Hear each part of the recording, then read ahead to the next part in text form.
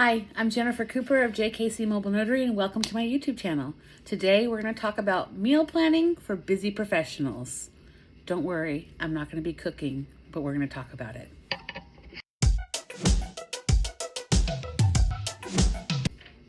Hi, I'm Jen, and I'm so glad that you're here. Today I want to talk about meal planning for busy professionals. I'm a busy professional. Are you? Do you find yourself constantly doing drive-through, or when you're coming home from a late appointment, you have to feed your family and they're going to get fast food? This was a problem for me without a doubt, and I know it's a problem for a lot of people. And so what I'd like to do is kind of talk you through some of the tips that I have found to help make meals and meal planning and eating healthy and those sorts of things a more doable thing for myself and my family, even though I'm a busy working mom. So let's get into it. A couple things is, if you haven't ever taken the dive into YouTube, the meal planning dive into the black holeness of YouTube, like I have, then this might be a new concept to you, but the chances are you've heard about meal planning. This is not a cooking channel, so I'm not going to take you through my process of meal planning, but I do want to walk you through the process of meal planning for yourself. And I'm going to give you some great links below to my blog about this topic. Jordan Page, if you don't know about her, I'm going to send her link down there. She's got a great video about meal planning and how she does it, and she walks you through the whole thing. And then, let's see.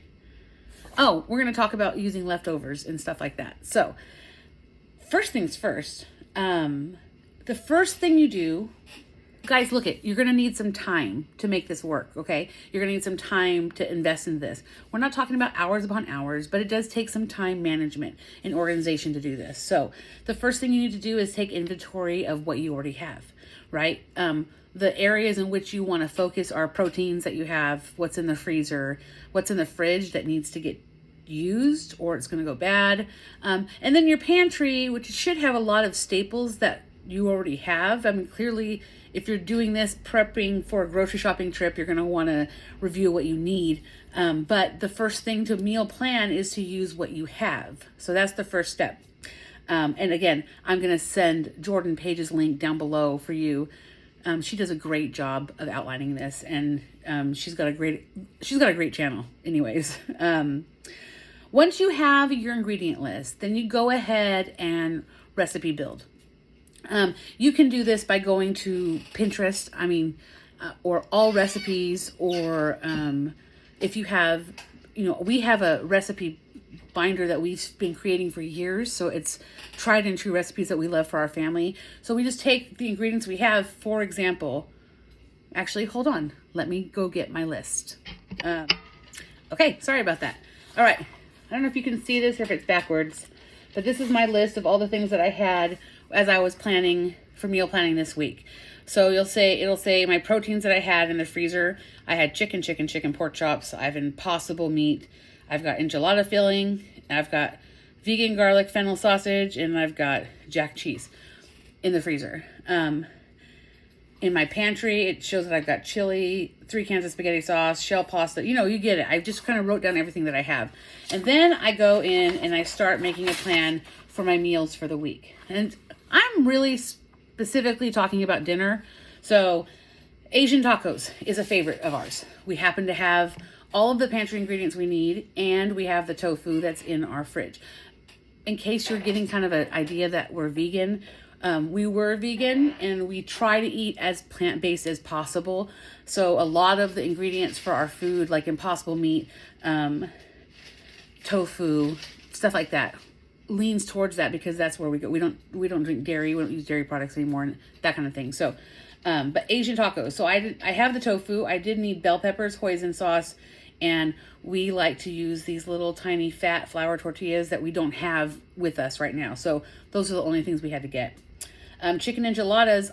I only had to get enchilada sauce because I had everything else to make chicken enchiladas with the chicken enchilada filling that we had in the freezer. Manicotti and sausage pasta dish. We have the pasta sauce, and we're using that vegan sausage. Impossible tacos, which is really just Impossible meat, like you would make taco meat. Grilled chicken, not vegan, but grilled chicken we have green beans. We have the stuff to make a fruit salad. Spaghetti with meat sauce, that's going to be a vegan meat sauce. And then Sunday is leftovers when we clean out the fridge. So that's kind of how we plan it. Once you've planned it, then go out and get your stuff, right? The stuff that you need to get that you don't already have. Okay, so once you're also shopping, I'd also try to take a day, and it's normally Saturday or Sunday for me, where you prep as much as you possibly can. I am not promoting that you eat the same thing for lunch every single day. A lot of meal prep channels will show that, right? The same thing every day for 5 to 6 days. I can't do that. I just can't do it. I get bored really easily. So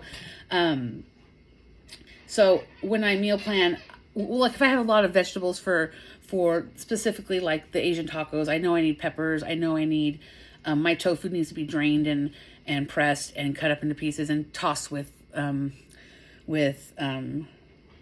arrowroot or something like that so it can crisp up. There's things you can do to prep to make your life easy. If you have a lot of Mexican food you're making that week, go to the Instant Pot and make a giant batch of Mexican rice. I do it every other week. If you are making homemade refried beans, this is the day to do that.